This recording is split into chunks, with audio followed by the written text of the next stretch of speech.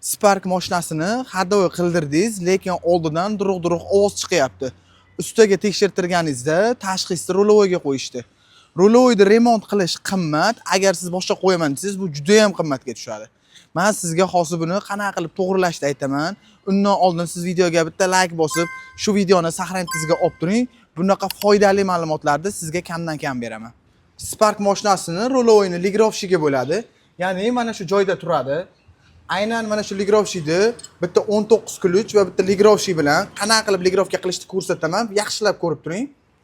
Ligrovshik ключni rulovoyga joylashtirib olib, bitta 19 ключ bilan xuddi shunday rosa 1 sm qotiriladi. Aynan shu holatdan keyin sizlarda rulovoylarda bo'lib turgan duruqlash muammosi yo'qoladi. Juda ko'pchilik bu xotirishdan keyin rulim og'ir bo'lib qoldi, qattiq bo'lib qoldi deyshadi.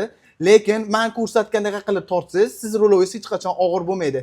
Agar 30-40% ga og'irlashgan bo'lsa, 3 kun mobaynida yurganingizda rulingiz avtomatik yengillaydi. Video manfaatli bo'lgan bo'lsa, profilimizga obuna bo'lib, shu videoni Spark'i bor o'rtoqlaringga jo'natib qo'yish esdan chiqmasin.